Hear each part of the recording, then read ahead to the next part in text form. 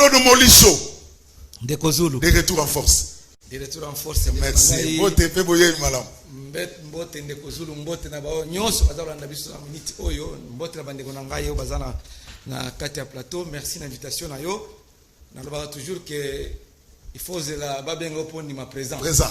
Les Cambia ndeko na biso Yves Bouya, nous devons afficher la solidarité vis-à-vis de notre ami Yves Bouya qui est injustement incarcéré à la prison centrale de Makala. Aussi au Nobel Yango, mais nous devons afficher, nous, journalistes, parce que nous savons que les journalistes sont infiltrés par bateau et ils utiliser Bango dans le régime chilien. Alors, ndeko Joulou, on se souvient que l'air va créer qui union sucrée, on a trouvé union sucrée, et c'est que nous passerons des surprises désagréables en surprises désagréables. Surprise désagréable, monsieur de Kozulu, au moins na kati ya élection ba gouverneur 14 provinces, élection ba gouverneur vice gouverneur autour ko vivre awa. Imboroglio oyo pouvoir a chile jero yeko to éviter tout ko suka ndenge nini. Batu ba voter ba gouverneur. Cour d'appel ba province 14 provinces wana et se prononcer. Et un conseil d'état a sali makambo ya eni au contraire. Ministre de la justice a s'opposer à la décision oyo mususu ya conseil d'état. Donc tout ça comment on a Mboke Koufa. Entre-temps, Ndeko Ngobila, Azako Yemba, avec Azako exhibité dans ce naïe. Faci, béton, faci. Pour l'année, qu'on cachait $500,000. Oye, bouni la caisse, il y a un ministère provincial, il y a finance. Non, bah, je sais pas. On a ton moni éjecté, ton moni parqueté, ton moni fait ta déclaration au gouvernement. Tout ça, c'est une réunion au conseil des ministres. Tu as un compte rendu, il y a pouvoir tirer les genoux. Rien qui concerne le bien ou l'amélioration des conditions de vie de la population. Rien. Conseil des ministres, ça compte rendu à conseil de qui m'a motivé. Donc, Mboke Koufa, mais il a pris Bezali. Et si on a d'accord avec Bangote, parce que il a pris Bezali, il a pris Bezali, parce que tout le monde $500,000 et Bungi, quelques jours seulement avant le meeting, il y a un stade de martyrs. Mboke si Koufa, Tokoki ko accepter, il y a une population congolaise, il faut voter les mains. Dem na sinikolo bandi kolobake non mbongo organiser élection ezate et talibango parce que mutu ya président ya seni azayi de presse ministre de finance ya bloquer mbongo azamu tayi de presse ezaba bango biso toza kozela ka 2023 pas question de prolongation tokobeta ka kengere bang match ya sabu pia merci to moni que mboke si ekufi tokoko ke ko ba promesse sur promesse non réalisée ici je vais féliciter mon frère Aresos Ngarime on a rédigé livre ya ba promesse il y a pouvoir oyo ba promesse oyo basali eloko moko. Merci Claude Molisso. Tous la livre bientôt ça sera porté sur les fonds baptismaux. Merci. Dernier invité, il est là, Daniel Kabeyaï de PES, machine politique. Mbote Peboye Imalam. Mbote ndeko Zulu, mbote na bandeko na ngana kotili ko plateau, mbote na bayimboka o ba betili ba ko malamu ya kolanda biso. Merci beaucoup na invitation na yo.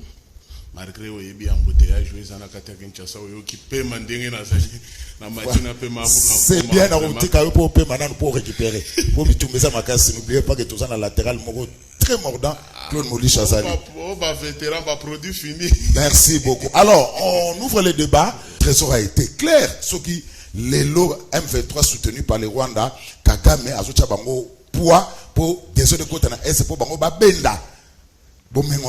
Alors, question Claude Molisso, quelle est la solution? Que faut-il faire? Ndeko Zulu, Mboke Koufa. 5 minutes. Mais il y a un izanano. Et si on te, on va bien le il y a un izali. Mais Mboke si Koufa. Molisso va congolais. Nous devons être solidaires. Il y a péril en demeure. Ndeko Zulu. Quand on disait ici que Boke n'est pas à Rwanda te, azana bonne foi te. Il y a collaborer dans le gouvernement congolais pour être qui m'écoute dans la région des Grands Lacs, Est de Congo, qui m'écoute. Diplomatie agissante, chef de l'État, diplomatie agissante, Allemagne, France, va s'aller du Tumba, va se réconcilier, diplomatie agissante, c'est Angoy. Diplomatie agissante, c'est Angoy. Surprise désagréable. Les deux, comme collègues. Quand on concluait des accords, quand on signait des accords commerciaux, il y a l'or de Sakima est en train d'exploiter par les Rwandais. Il n'y a pas Nangai, na Manyama. Bazia, on a Bavia, Mikel, Alibakena, Ngokuna. Qui a signé les accords commerciaux avec les Rwandais? Nous, on a décrié ça. Degonangai. N'habitez ce que vous avez battu. Vous avez battu. Qui a signé les accords avec le Rwanda? Kabila a légué à Tshisekedi un pays debout, assis, un pays où avec même pas un centimètre accordé au Rwandais. Kabila a donné à Tshisekedi le pays où on trouve toutes les institutions en fonctionnement normal.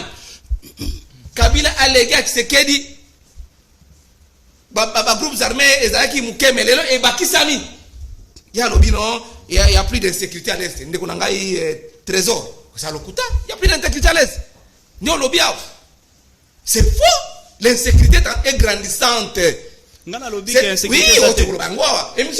l'ANA rediffusion, pourquoi on se rend compte que tu as dit qu'il n'y a plus d'insécurité à l'Est. L'insécurité est grandissante et les groupes armés se sont multipliés. Et on est en train toujours d'égorger nos frères et sœurs, nos mamans. Ndeko Zulu. Ndeko Nangayo ya une nouvelle élan, non, le pouvoir Kabila a été pointé du doigt, tout ça. Bah d'abord, il faut dire que non, Mouzito, à son opposition, Mouzito a comme déjà les ça. Après, vous êtes dans l'opposition et dans le pouvoir. Non, on comprend comment. Quand on reçoit, Zana, bon, que dit papier, Azana papier. Coupable. Coupable, voilà. Na cadre maximum Mouzito assis à côté na union sacrée. Na lobaki peut-être à na plateau Moussousou. Nous avons l'information parce que nous sommes là pour dépister. Quand on dépiste, nous tombons sur, on fait les recoupements, on tombe sur la vraie information. Et nous ne venons pas à la télévision pour nous faire voir. Nous, quand nous venons avec les détails normaux. C'est-à-dire, Mouzito a commis déjà dans l'union sacrée, dans le cadre de la machine, moi, si je suis dans la machine, je côté déjà dans l'union sacrée. Est-ce que les lots, le 24 janvier 2019, le Kabila a quitté le pouvoir comme chef de l'État. Portion il y a Congo qui est dans Rwanda. Kabila a fait 18 ans, oui, au pouvoir. Mais à 18 ans, portion il y a loi, il y a Congo, oui, qui est dans Rwanda. Accord, il y a Kabila a signé qui Nanani. Il a parlé des histoires ici qui ne tiennent pas debout. Mais aujourd'hui, en 2019, au mois de septembre, non, au mois de juillet, Claude Ibalanki, oui, bien. Mécanisme de suivi, mécanisme de conjoint. Akebatindie na Rwanda. Et puis balobi ba Rwandais, tout ça ba accord commercial na Rwandais. Rwandais à côté la carte na biso, minéraux na biso comme kuna coltan or non c'est comme la balobi non, le Rwanda ndia zana na machine yako pour donner la valeur ajoutée aux minéraux. Regardez un peu la bassesse. 2 minutes. Regardez un peu la bassesse. Nous ici au Congo, nous avons des chômeurs chaque année, des universités produisent des chômeurs, mais nous sommes incapables de monter des usines pour faire engager nos enfants et nos frères, va travailler à minéral, il faut que tu Rwanda. Nous, on a crié à son temps. Le roi, il dépêche à la mouki. Mais la mouki n'a retard, on leur a dit que Kagame, il ne faut pas, Kagame, il va vous poigner dans les dos. Il n'est pas sincère. Diplomatie agissante. Quand vous adhérez à la communauté des États de l'Afrique de l'Est, c'est pour dire quoi? Vous savez quel est le contenu? IDP, c'est la malédiction pour ces pays. J'ai trouvé IDP, c'est la malédiction. Et il faut mettre fin à cette malédiction en 2023 avec des élections libres, démocratiques et transparentes. Kadima, na ministre de la Finance, Nicolas Kazadi, nous attendons les bonnes élections. Pas avec Kadima. Parce que Kadima est un membre de l'IDP. Il faut que c'est ni neutre. Alors, quand vous savez qui est accord na Rwandais, Kabila Zaki kuna. Quand vous avez appelé Kagame mon frère, Kagame a un meeting na matanga ya Chen Tshisekedi wa Mulumba na stade. Yo nani oboya Kagame. Yo nani oboya Kagame. Lelo Kagame akobola lisabino. 1 minute. Baza ko bombarder toute la école. Oui. Bana ba élève ba kufi. Et puis vous dites que non, diplomatie agissante. Ndeko Zulu. Chité. Quand on a sur recommandation de la communauté internationale, le président angolais Laurencio a convoqué réunion entre Kagame et Félix Tshisekedi. Kagame a eu une réunion. Kagame a parti de la visioconférence a donné instruction qu'ils vont libérer les soldats dans Mibale. Mais vous avez vu que les gens vont libérer les soldats Mibale. Est-ce que les Congolais vont libérer les soldats Mibale, les Rwandais dans front? Et puis ce sont les civils qui ont mis la main sur ces militaires rwandais. Livrer les policiers. Mais en retour, comme Congolais, le peuple congolais va profiter de Nini, le peuple d'abord. Qu'est-ce que nous on profite dans la libération des militaires rwandais? Non, il ne faut pas venir blaguer avec les gens ici. bosala ka ba fête ya ba anniversaire ya komela ya nini manini gaspillage inutile politique ya orgueil politique ya activisme politique n'apporte rien na ba voyage. Alors nous on ne peut pas tolérer biloko ndengwana tu ne peux pas tolérer ndengwana 30 secondes ndeko Zulu chité ndenge tozali awa menace ya Kagame bani lelo te bino bozo kende ka Kagame azande kuna biso mais Kagame vous a commencé à vous menacer pour dire que na kokota la Congo sans permission qui que ce soit et puis alobi deuxième fois que bitumbo ya ko sala e ko banana na Congo na Rwanda te akomema yango awa et puis alobi ba négociation boyo sala na plus fois à toutes ces négociations là ba Nairobi ba nini mais to mona ki Tshisekedi afani na Nairobi na réunion à des yeux à Congo na communauté des États de l'Afrique de l'Est afani ba yebise conclusion à Congo te zela na ba rebelle ba za ko yebo négocier ba rebelle. Merci. Et puis, non, dépose non. Si on a talibé Mboke Koufa. Merci. On a dit pongité. Pardon. Fin dans le régime. Merci. On en a tout vu. Merci Claude Moulichou. Alors, Daniel Kabeya, mais toujours la déclaration du ministre des Affaires étrangères, côté Moussa Lobby, le ministère appelle la teneur de la communication officielle de FARDC en date du 10 juin 2022 par laquelle le FARDC ont informé l'opinion nationale et internationale que c'est depuis 16h15 du vendredi 10 juin 2022, l'armée rwandaise a tiré une dizaine d'obus sur les territoires de la République démocratique du Congo, plus précisément à Biruma et à Kabaya, en territoire de Rutshuru, détruisant l'Institut Saint-Gilbert, y tuant des enfants âgés de 6 à 7 ans respectivement et blessant un troisième. En plus du bilan humain, le bombardement de toute une école constitue à la fois un crime de guerre et un crime contre l'humanité. Alors, machine politique rétorquée, tango ba ebisaki bino bokeba na Kagame bochaki tembe. Bino kaka yo nani oboya Kagame lelo bomoni c'est ça malédiction pour le peuple congolais dixit Claude Molichou. Alors, rétorqué, mouillez le maillot. Merci beaucoup. 5 minutes. Merci beaucoup, Ndeko Zulu. Okolimbi Sangai, ceux qui m'ont azali ko sala musala malamu, il faut quand même qu'on féliciter. Et ça, dans 5 minutes, na yo. Ouais. Nazali d'abord qu'on féliciter d'abord maman Nadine Boboy, présidente de Banco. Sala kitoko. Et bana ya Kingabo batindele au message. Balobi ki ezana camion moko na poids lourd, oye bomaki batu. Camion wana etikala ki wana soki 2 semaines ou 3 semaines. Oui. Mais l'air kaka jekoko mulumba komi, malgré non bandi musalate, mais abamoni tracteur ye alongoli camion wana. Elingi ko lakisa ke quand même tozana fruit ya malam na mutu oyo fallait aya na lombango abanda musala na niveau ville province ya Kinshasa. Poeteke bakinois basepela ole ya komonaka kobina koyemba ka banzembo tona ngoti na te mais je koko mulumba l'homme du terrain banda musala puisque bakinois basali koluka yo. Merci. Toke une question. Ça n'a 5 minutes là. Merci beaucoup. Toke awa siko na koti. Yonani oboya Kagame, il dépêche la malédiction pour la République démocratique du Congo. Dixit Claude Molichou. Merci beaucoup. Oui. Claude Morichou azali déjà produit fini. Mona ba joueur moko boye oyo ba beta na ba équipe moi kala siko ba beta tamuso sozu ba chevi a komisoko ya matin na terrain sali 1 minute ou 2 minutes ba bimisi auto minute c'est comme na 90 minutes 92 minutes net ba Marcelo au mona ba matisi de ba Claude Morichou zo mona d'abord et loko alobi awo ezate na zele alobelo kwa malonga ezate comment le lo Claude Morichou akende kolobake chef de l'état a commune de kwa Kagame otali santé ya Fachi Beton te yamo lobaki frère yamo Claude Molichou kobenga motu frère un partenaire privilégié papa kobenga motu frère elingi kolakisa ndeko naye na ke na Guinée na moni motu na saluer sali mon frère est-ce que la kisiki azande konanga tala santé ya Fachi otali santé ya Kagame on dirait motu ana chibe ale okendo ko comparer na Félix Antoine Tshisekedi Tshilombo mko antombolo mo maike azana nini chibe c'est quoi zala na kimia zana kim l'air bo banda ko lo banaza ko lo bate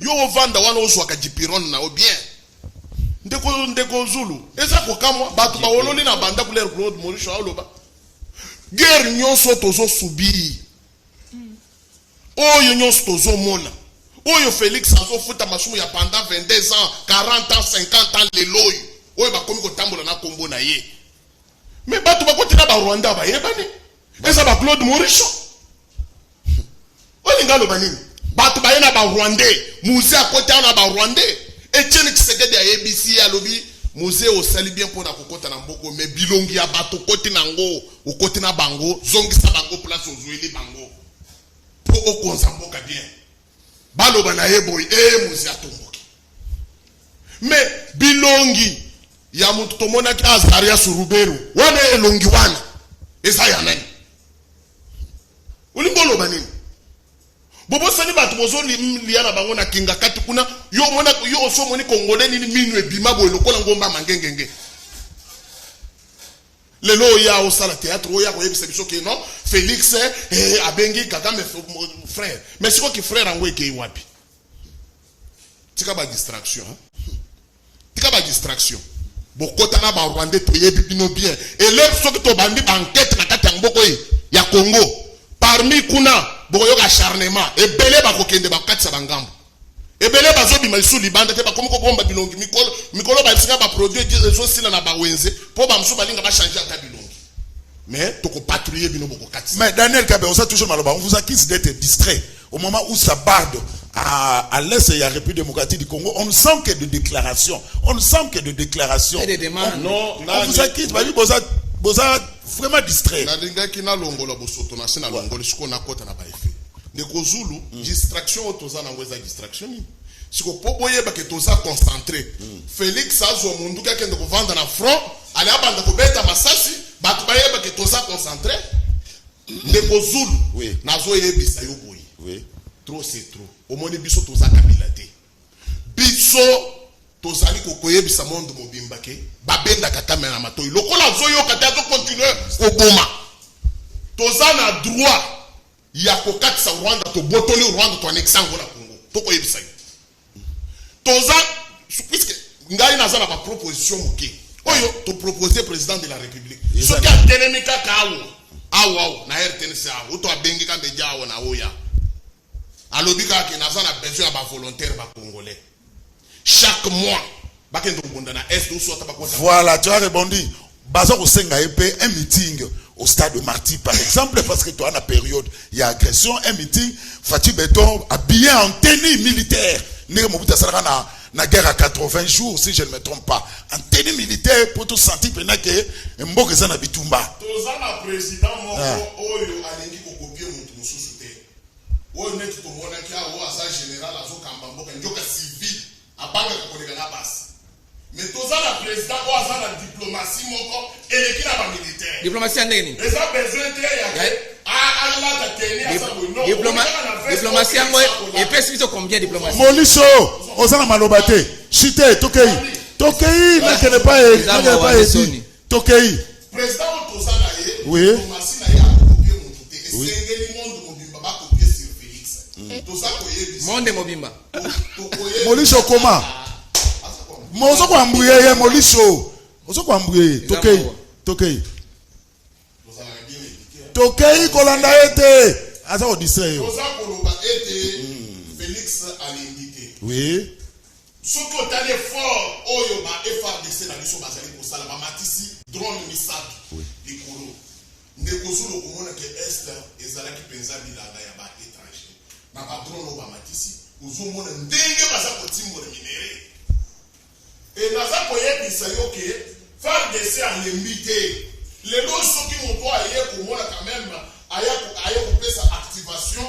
Naba FARDC na biso ezali Félix Antoine Tshisekedi Tshilombo. Nde nazali ko senga pe gouvernement balanda lokolo ya mokonzi ya mboka. Na minute toza na besoin tomona ba ministre balobake bakata biso 50% na ba salaire na biso babakisele lisusu ba soda. Toza combien de fois? Zala na kimia. Combien de fois? Na zolo réduire le train de vie des étudiants. Moliso, s'il te plaît. S'il te plaît, Moliso. Moliso, le pays est en passé tous à la unis. C'est très important, Moliso. Chité. Baoyo, bakotika la kolinga teke mboka ezana maladi. Non, bango nde bakotaki na batu na bango wana. Siko to komiko repousser bango to bimisa bango libanda. Tala basi ya ba Rwandais, batamboli. Bilanga na bango nyonso ezalaka na est. Bayaka koteka na est. Na minute oyo koteka ezate. Otali ba Burundais basali marche. Na ebisio Kagame aza déjà na maladi. So tali azo kosola mingi. Papa azata na poite ya koyebisa biso puisque soki alobi ke na koya kobandela guerre na Congo elingi kolakisa ke batu na ye baza awa bango nde bakobanda mouvement mais biso en tant que ba vrai congolais oto ana bilongi ya ba congolais to kolinga te ke Rwandais moko atombola loboko na kati ya Congo alakisa biso abanda guerre pour gaga na ya awa puisque so to bandi guerre na tongo balobi ka population to kota tokobotola Rwanda wana tokoannexe ye okomona ba Rwandais belé baza awa ba gérer mboka awa okomona ndenge bakolela. Merci Daniel Kabea machine ma politique. Claude Molicho normalement fallait tous en mawa. Tous au monde aux seka mawa. Il y a mort d'hommes à l'est de la République démocratique du Congo. Nous devons donc nous faut tous à la unis, tous à la bon monko parce qu'il y a péril en demeure, les dangers ils en apportent nabiso. Claude Molicho. Olé à cause jetaka babal. Oh non, na area bango, ezaki boye na area biso, ezalaki boye. Claude Molicho, toke na proposition. Trésor azam ta ino saga lobi a passé proposition. Quelle est la proposition pour pacifier l'est de la République?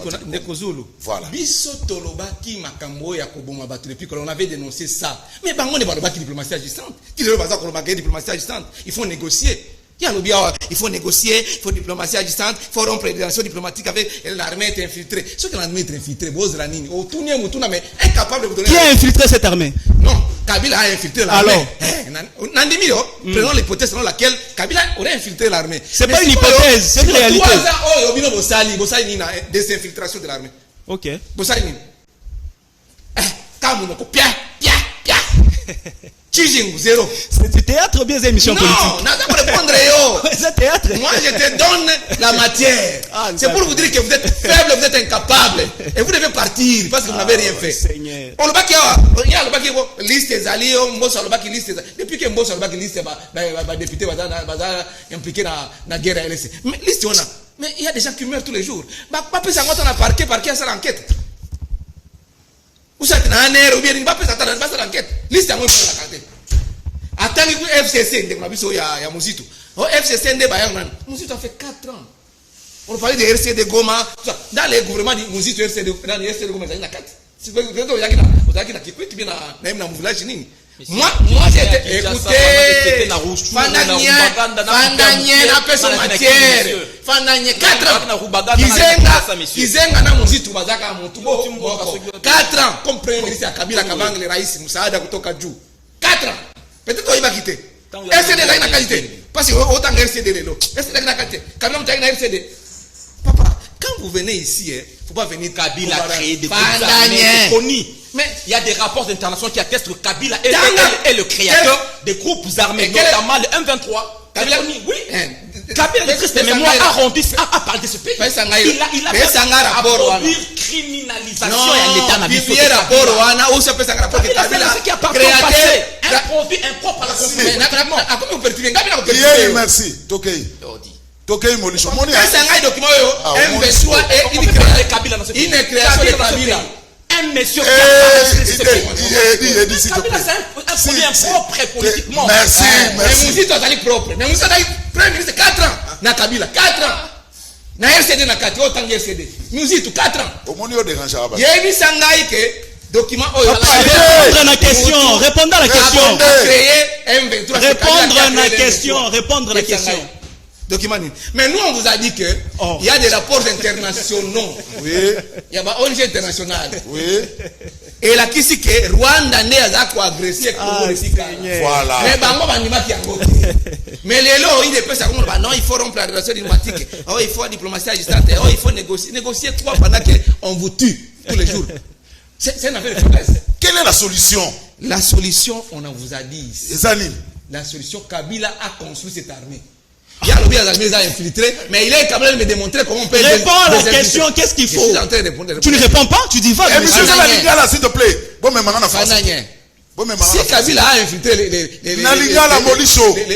l'armée, aux Aranali pour te mater. On désinfiltrer en gros. Pour désinfiltrer Ango. Kabila vous a laissé l'armée pendant des conditions difficiles. Pendant qu'on était sous embargo, Kabila. Molicho, écoutez, il a péri l'endemain. Invitons Kabila, invitons Tshisekedi. Péri l'endemain. Là, on est dirigeant.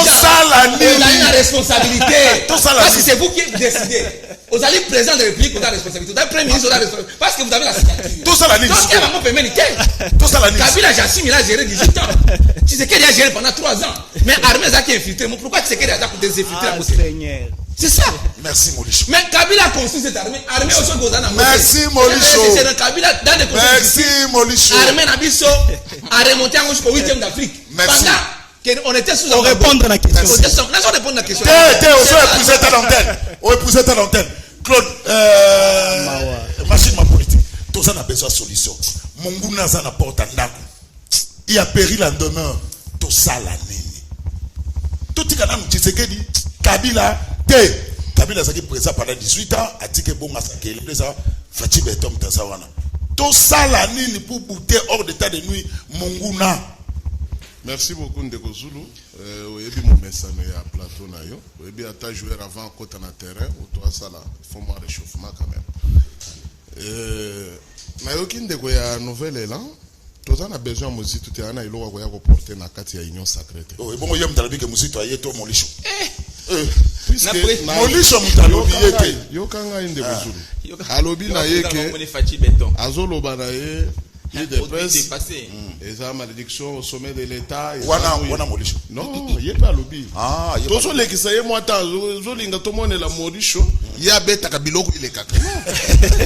Ok, tout ça. Faut te récupérer. Machine ma politique. Tout ça là qui n'a moninga na yo, ça, vous vendez la place au vanda.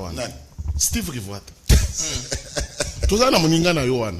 Azala koya o Tshisekedi ayibi nini ya élection 2018 boy ayibi victoire lelo Steve Rivoat azali place Félix Azali yende mo bete ya maboko ya liboso. Rappelle-moi, je suis professeur d'université, j'ai un salaire qui me permet de vivre na fin de mois. Papa Azala na kimia ko travail depuis longtemps, monsieur. Oye sabato wa ndengo zo sala to yeli biloko wana to solo na mbalé. Pas un opposant.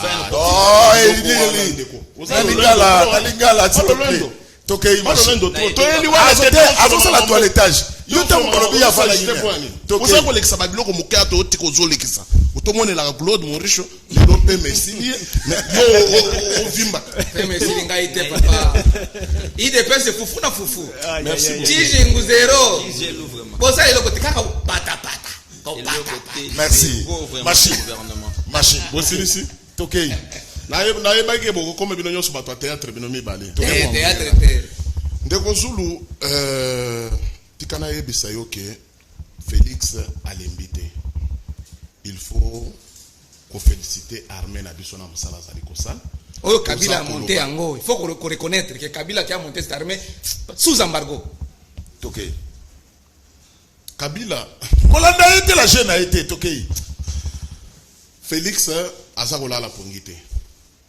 Félix aola la pongité. Lelo yo bateau ba fingaki ba voyage tout consort. Ozomona quand même roi aya wa Leli. Ah, tika makamwa. Ozomona Leli. A regretté kaba mabeo bango ba sala ba congolais. Dans la grande diplomate ya Marco wana. Diplomatie ya mkwantombo. Ti lelo ezali. Oleke baye bisoke mupaya oya ye kotoka mais mupaya ye quand même na chintu na poche. Et loko tozo senga na bakonzi na biso banda na numéro 1 ya mboka na biso na bolingo azana yango toza kosenga toujours ba moyen fort. Soda bundaka na chintu na ye na poche. Ata zwi lisasi bakuta mbongo ya sika na poche. Famille na ye bakoluko. To yebi ke ba moyen déjà ezali basi bazwi ezala poche baba kiseli susu. Puisque soda miyo kina ba brique na ye ba franc na ba poche okomona ke quand même soda zali kubunda malamu. Yango tozali kosenga ete na minute to boyi distraction. Oyo ba Moricho ba koyele biso yango. Oyo bato ba koyele biso awa biso to vanda to ko diriger mboka bango ba ya koyebisa biso bakende ko jembele na sima Jean-Pierre Mbembe lelo Jean-Pierre Mbembe akomi muto amalonga. O bango ba monaki muto mabe. Merci. Lelo akomi muto On va conclure l'émission. On a fait Sabino 1 minute pour la conclusion. Pouvoir s'améliorer, partager conclusion. et nous créer encore plus de Maurice Tokei, 1 Vous minute dites, toi, conclusion. comment ça fait Moutou attends mon côté. Même Même Tshisekedi, même Kabila, même Demba, même Moussa, ça va mon côté. Alors que Fananye. Azana Maïre te. Aleki Tshisekedi na Non. Nous sommes en direct. Pas à l'équipe. S'il te plaît, conclue. Non. Opposition. Opposition. Nous passons désagréable à une surprise désagréable dans le pouvoir attirer les jeunes. C'est-à-dire que Makamba élection ba gouverneur oyo. A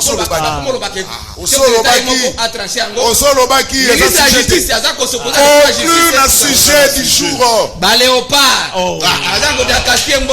Conclusion na za ngai. Ba Léopard ba gaspiller $20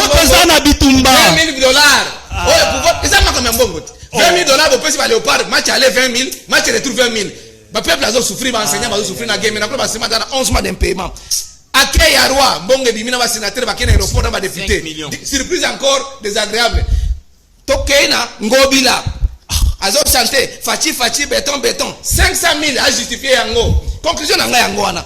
Promesse, il y a IDPS. S'il te plaît, on est à la fin. Promesse vous allez promettre depuis que vous avez une opposition. Qui est là? Promesse. Il dépêche de foufou. Et là, comment vous allez mettre? Même ça va souffrir. Nancy, si vous avez détournement à dernier public. Bazako détourné pendant que Bazako danser. Bon, libérer des militaires rwandais. Nous sommes aussi unis, nous sommes congolais. Merci, Molisho. micro. 2023, de Kozulu, il dépêche ses fois Kende. Merci. Machine ma politique, 1 minute pour conclure. Tout kata émission, tout déborder. Merci beaucoup d'abord na invitation na yo. Merci na bato nyonso ba BTP li baku ya Kolanda biso mokolo malelo. Naza ko senga toujours mokonzi ya mboka Félix Antoine Tshisekedi Tshilombo. Oyo nyonso zomona eza ko salema oyo ezali beauté ya démocratie, oyo tolukaki, oyo totambolelaki na nzela, yango zomona Claude Maurice koloba na ye aza na très à l'aise, problème ezate. Faut appeler ça Félix, merci. Merci. Ah, ouais. Yanine. Oui. Ma débat est banni na Félix. Conclure. Aujourd'hui que l'État. Yonem toujours que l'État. Yango wana na sengi na mokonzi na minute oyo toza concentré na guerre oyo na est. Guerre oyo na est eza guerre moko moki. Toza koyebisa yo ndeko Zulu. Tokokomisa Rwanda wana commune mususu na kati ya Congo. Soki ba ata province mususu na kati ya Congo. Bana makasi te. Eloko tozo sala Félix azazo bati. Félix aza koyebisa ba africain, ba président africain bote ya moninga na bino. Soki akoyoka te Kagame nazo yebisa yo ke akokosola. Tache ko kanga ye ya makasi. Puis soki to tele attendez ba tele makana président wana. Moni ata ba rassembler bango ba tele. So zota la Félix so ameko simba Kagame wana. Akosala na ata 2 minutes te. Merci. Akosala na ata 2 minutes te. Merci. Merci. Ya to za koloba ke Félix Antoine Tshisekedi Tshilombo mabondeli ya ba congolais zali na mutu na yo continue ko sala musala qui peut armer na biso bazala bien bazawana même moral ba FRDC na biso toza sima na bino boyoka bilobalo ya ba homme politique oite so ba sisa ba ke kolia na bango shawarma mais bino bozana zam tala Claude Maurice so sisa avec kinga ke ko jembela na jemba amemela mama Olive Pondu mabe asala allez tuna machine ma politique pona nini bazali ko salela 40% en plein état de siège pe tozali na bituma na est